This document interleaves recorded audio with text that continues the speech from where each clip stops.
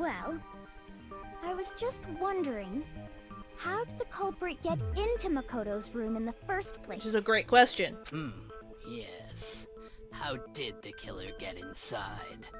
Maybe Sayaka just dropped the key somewhere and the culprit picked it up. That's possible, right? I don't think so. That seems way too convenient.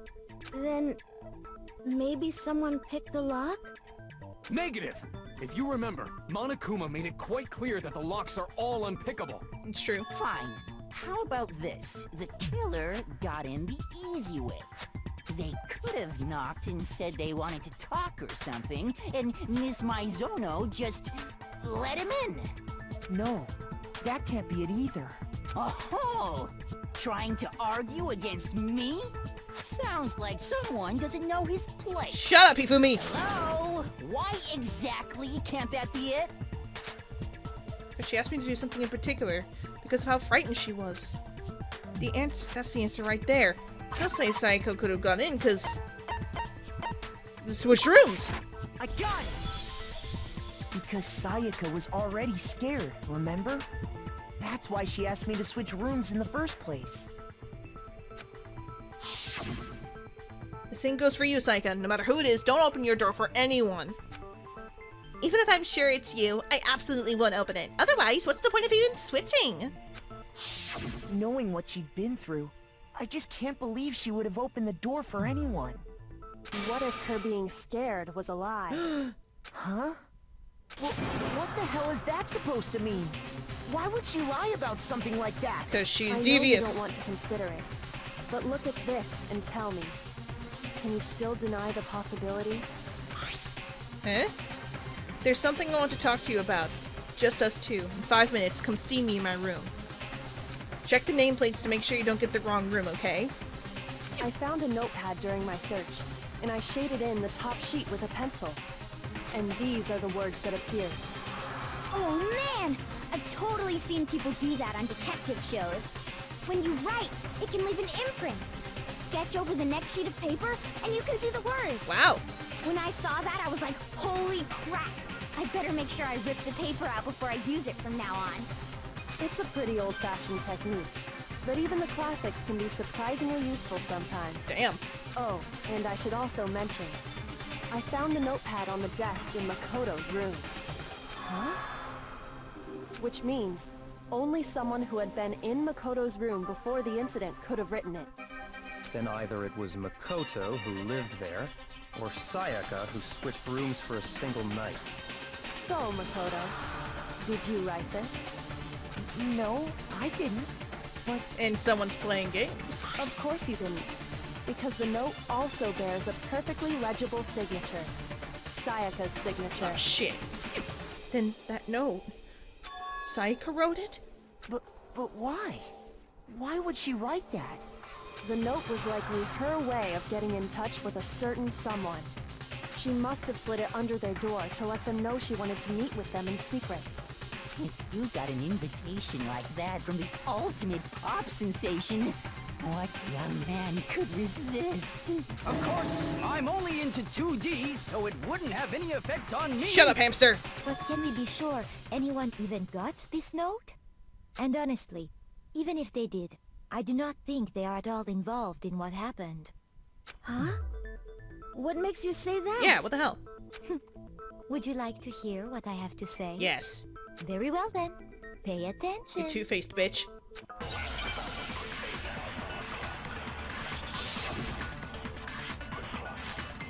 Uh-huh. Okay. Sayaka and Makoto switched rooms, correct? Yes. But in the note, the place they were asked to come to, it specifically says, my room. Huh? I see. So if someone read that note, then they would have gone to Sayaka's room. Exactly. The room that Makoto was staying in. So in other Damn it! words, even if someone did read the note and did what it said, they would not have any connection to what happened. It certainly would seem that way. Okay. So I missed. But then again, I was also reading. But I'm pretty sure I got it. Sayaka and Makoto switched rooms, correct? That's in the note. But it's specifically I see. Then they would have gone to Sayaka's. Exactly. The room. Get him! No, it's wrong.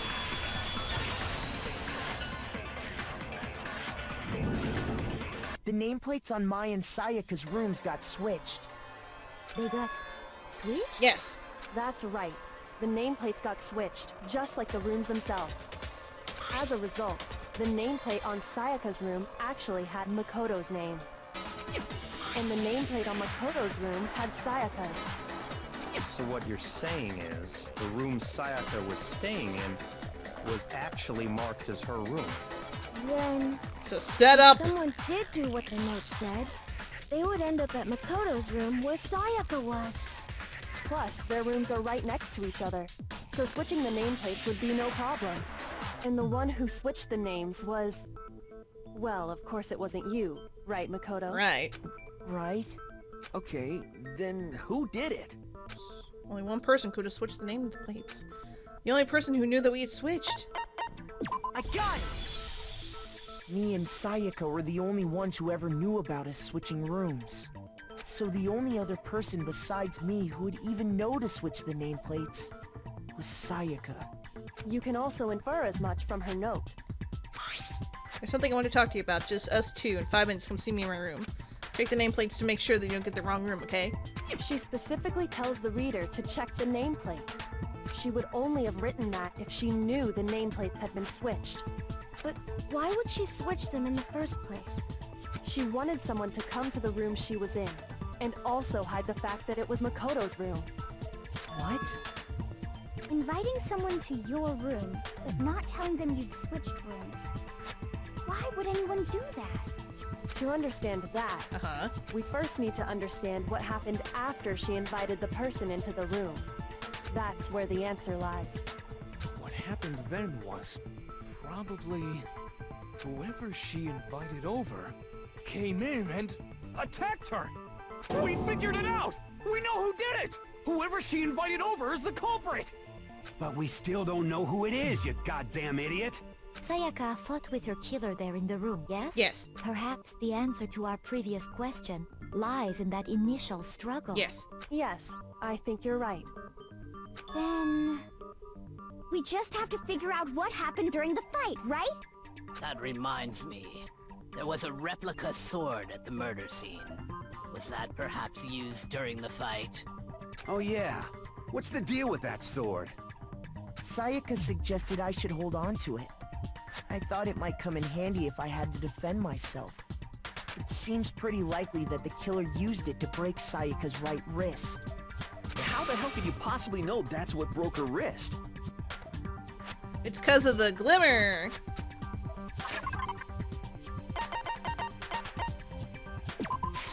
I got it! All you have to do is take a good look at her broken wrist, and it should become pretty clear. Right there where her wrist is all swollen, there's something glittery there. See? Is that gold? It sure is. Specifically, the gold coating from the replica sword. Huh? You barely have to touch that stuff, and it'll stick right to you. And there's some on her wrist because... I got it! Because she got hit with the sword! Right there on her wrist! I see. And so the truth draws ever closer. Huh? All right, then it's about time to solve this mystery. What happened in my room? And what led to Sayaka's death? That's what we need to make clear. There's a bit more to... What now? You getting used to the non-stop debates? Starting with the next debate, I'll start loading... Oh, God. Just like the weak spots, only one of those bullets can actually refute the proper statement. In other words, from here on out, you'll have to combine the right truths. Oh, God. If you come up with the wrong combination, you'll take damage. Press the Q key to rotate the cylinder and choose... Oh, thank God.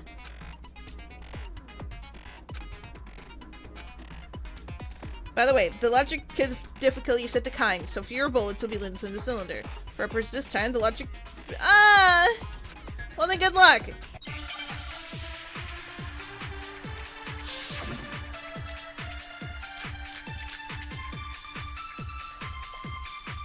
Okay.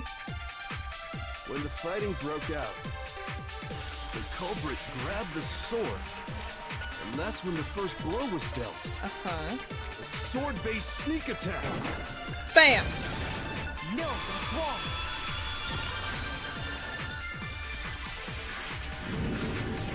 Actually, no. I don't think the fight started with the sword. Why not? Because the sword's sheath had been scratched. It's true. See? There's a gash in it. Like someone cut into it with something sharp. Something sharp? You mean like the kitchen knife? That was the only sharp thing found at the scene. Stop jumping ahead. Slow down and explain it so I get what the hell's going on. Thank you. If the sword was used first, there wouldn't be any explanation for the scratch on the sheath. If you were going to attack with the sword, you'd take it out of the sheath first, right? That's true. With the sheath on, it'd be heavy and bulky and useless as shit. Okay, so how did the sheath get down? It was defense. If they got attacked with the kitchen knife, maybe they grabbed the sword as a defensive impulse. In that situation, there wouldn't be any time to actually unsheath the sword. So you're saying the sword was initially used to defend against an attack from the knife? Yes. Which means whoever had the kitchen knife was the one who attacked first. I Yes. think I get it. So here's how it all played out. The culprit came in, found the kitchen knife hidden there somewhere. Then they took the knife and attacked Sayaka before she knew what was happening. So she grabbed the sword to defend herself, but then the culprit took that from her too. Then, after they broke her wrist with the sword, they took the knife and finished it. Sorry, but I don't think Sayaka used the sword to defend herself. What? How the hell can you not think that? Because she never held the sword at all. There's a Yeah, certain she part didn't of her have body that makes gold this on her clear. hands. Parts of her body that show she never used a sword. If you want to use a sword, which part? Palms. I got it! You're talking about her palms, right? The palms of her hands were perfectly clean, so I don't think she ever picked up the sword. How can you know that just by looking at her palms? Like I said before, the gold coating on that sword comes right off. All you have to do is touch it. In fact, if you look, you'll notice that a lot of the gold has already come off the handle. It's safe to assume that's because whoever used the sword got some of it on their hands. There's really no way she could have picked it up and come away completely clean. Maybe she washed her hands after she escaped into the bathroom. Sorry, but I don't think so. Because the water shut off. Do you say that? Is it because you think I'm ugly? Fukawa, calm down!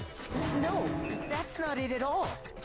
There's no way Psycho washed out the gold coating from her hands because there's certain regulation that talks about it. I got it! According to the Monokuma file, Sayaka's time of death was around 1:30 a.m. In other words, at nighttime. And the water in the bathroom shuts off at nighttime, right? Oh, I didn't know that. Actually, I haven't taken a shower here yet. Oh my god! Stinky! Oh my. You're no different. You smell like a big fat ugly donkey. That's fair. I'm not sure whether to take that as an insult or a compliment. Yeah, donkeys are cute! Shut up! Insult, obviously. So anyway, if Oh, he's Sayaka into never that. touched the sword, then that means the killer is the only one who used the sword. But hold on. If that's right, then the one who damaged the sheath with the kitchen knife was... Sayaka. The damage you done is a sheet. I got it! Sayaka? She had the kitchen knife? But we already said that the attack started with... The person with the knife attacked first, and the sword was used as an impromptu defense. Then the one who attacked first was... Sayaka? Now do you understand? She wasn't a blameless victim in this. No, far from it. It's almost as if she'd been planning to commit a murder of her own. What? She took the knife from the kitchen, then invited the culprit to the room she was staying in. And if it's true that she had the kitchen knife and attacked without provocation, Indeed. These are all the actions of an assailant. Which brings up another point. Makoto, Sayaka was the one who suggested you two switch rooms, correct? Maybe the reason she wanted to switch rooms was so that she could pin the crime on you. That is a possibility, is it not? Sayaka wanted to... on me? You've been duped! That would also explain why she would switch the nameplates. She wanted to get whoever she had targeted to come to Makoto's room where she was staying. And by committing the murder there, instead of her room, that would implicate Makoto. But for that to work, the target had to be lured out while still keeping the room swap a secret. If the target knew she had switched rooms, they would have become suspicious right away. So all that's why she switched the names? But doesn't that plan seem a little risky? Yeah. For one thing, even if her plan worked, Mr. Naegi would just tell everyone they'd switched rooms. I don't know. I'm not sure our soft-hearted Makoto is capable of that kind of cutthroat behavior. Yeah, because that'd be insinuating Sayaka. I'm sure Sayaka realized the same thing, which is why out of all of us, she asked him to switch rooms. Yep. Plus, she was the ultimate pop sensation. A totally forgettable kid. Or a national superstar. Who are you more likely to believe? Wait, then you're saying she had this all planned out? Holy shit! No, no, no, no! But in the end, her plan backfired. She launched her attack with the knife, then found herself under attack in turn. That must be when her wrist got broken, and she was forced to drop the knife. The tables were suddenly turned on her, and she died at the hands of the one she'd planned to murder. Just hold on! That can't be true! Because why? Hey, hey! You guys have totally derailed the argument. You're being super boring right now. Come on, hurry up and decide who did it. Wouldn't it be awful if I had to punish you all just because you ran out of time? Oh yeah, we gotta decide who we think did it. Da, da, da, da. Makoto, right now you just need to concentrate on figuring out the answer to this mystery. It's true. If we can't uncover who murdered Sayaka, it's over for all of us. Is it really all over? Obviously I'm committed to finding out who killed her, but what can I do? I mean, as far as clues go, there's nothing left. Is there? Oh! Nice. it's easy just to say, hey, decide who did it. But there just aren't any more clues, right? We got that message! No, it's wrong.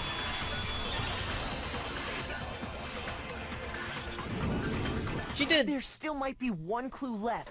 Sayaka's dying message. Dying? Wait, what did you say? Dying! The dying message. She wrote something on the wall behind her, remember? 11037. Written in her own blood. There must be a clue about the killer hidden in there.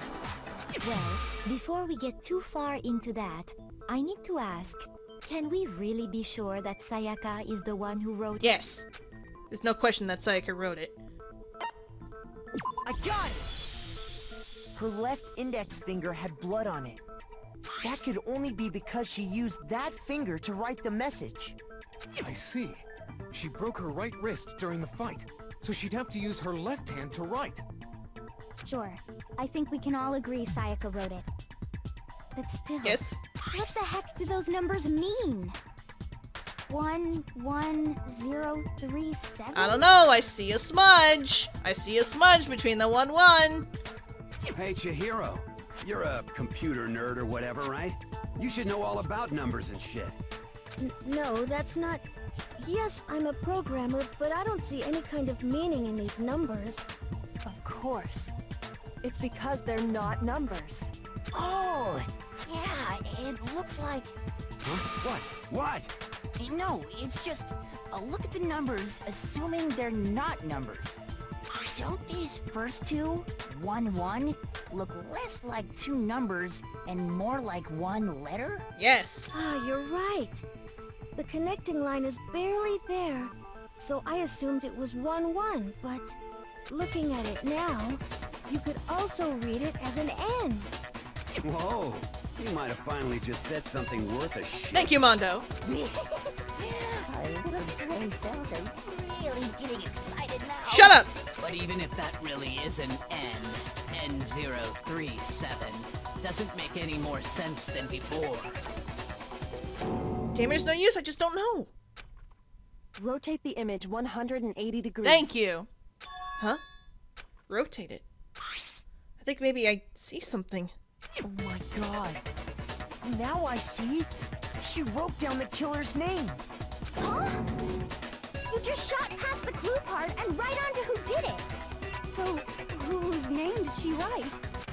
Sayaka's dying message reveals the real killer's name.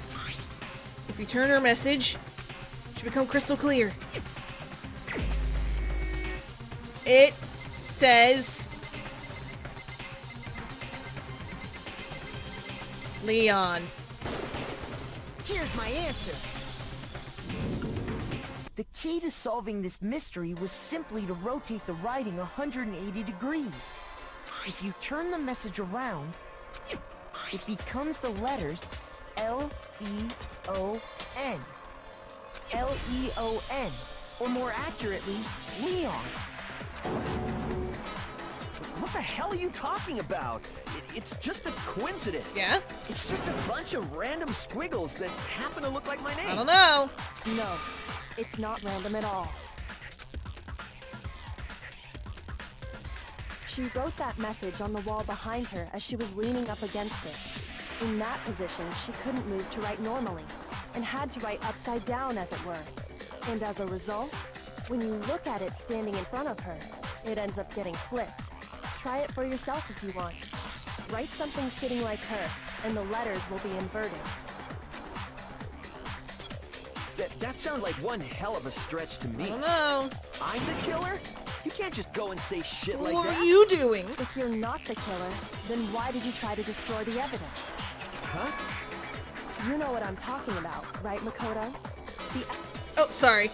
The shirt. Yeah, thing on the ground in front of the incinerator. It was the bird shirt piece. I got it! You mean the burnt shirt piece I found laying on the ground by the incinerator, right? As the killer stabbed Sayaka, they must have gotten some of her blood on them.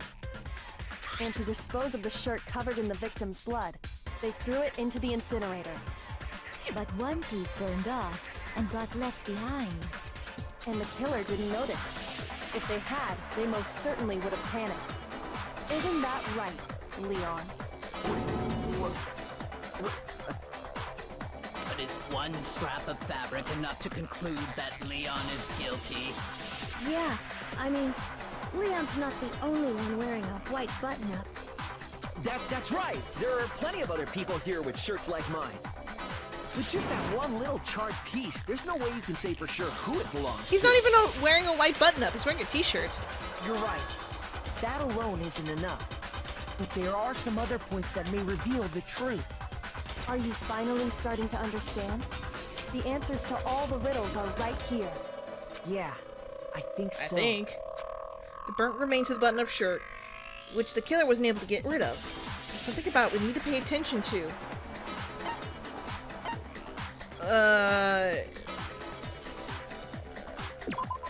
Where the shirt was, if we focus on that, killer will come clear. I think. No, not Otto. Where it was destroyed.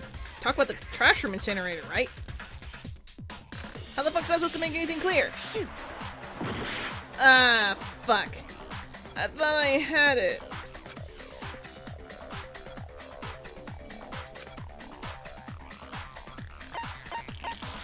I got it!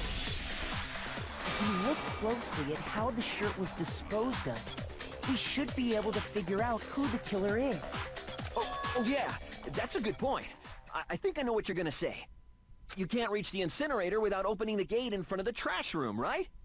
And obviously, you wouldn't be able to hit the switch to turn it on either. You'd need the key to get in, and the one with the key was the person on cleaning duty. So the killer had to be whoever was in charge of taking care of the trash, right? Interesting. Nah. No, that's wrong. There's another way to use the incinerator without being the one on cleaning duty. That's exactly what proves Leon is the real killer. Okay. Yeah, boy. The key to the trash room. Whoever was on cleaning duty must have had it, right? Huh? So the only one who could get to the incinerator was the person in charge of the trash? And you'd have to get close to the incinerator. Not really! in order to- No, that's wrong.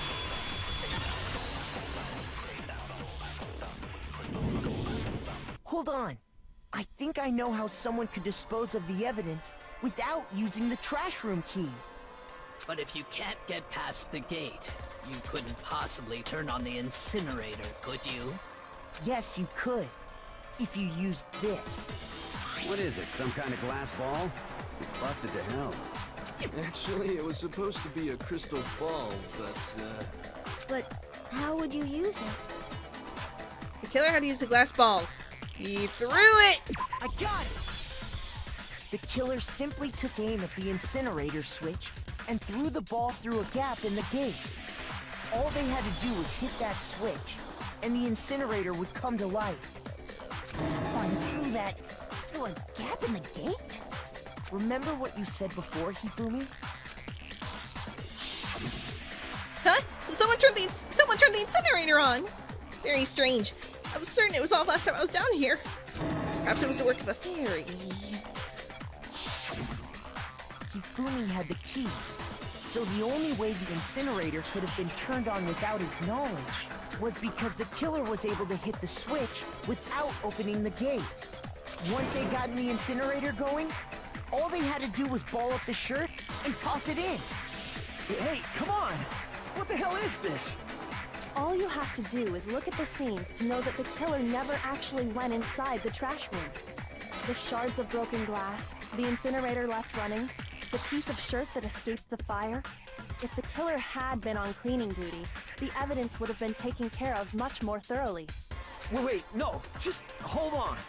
But the distance from the gate to the incinerator has to be at least 30 feet, right? Right. The pinpoint accuracy you'd need to throw a glass ball that far and hit something that small. Could someone really do that? If you're the baseball star! That's right! There's no way! It'd be impossible! Difficult, absolutely. Impossible? I don't think so. Because the killer is... Wouldn't have been much of a challenge for it all because... Baseball! I got it! Because the killer is the ultimate baseball star. Isn't that right, Leon? Do you have any idea how stupid you sound right now? A target 30 feet away would surely be little challenge for the ultimate baseball star. Indeed. You can't be serious. I'm not the killer! These goddamn shipper brains have got it all wrong, I'm telling you! You still won't admit it? Okay then. Makoto, go ahead and review the incident one more time to make his crime perfectly clear. Okay. And with that, we can end this. Cool. Listen to me! What the hell do you mean, end this? Say what you want, Leon. But all the questions have been answered. And the truth has been revealed. Now here's what happened. Closing argument. Yes, please. What am I doing?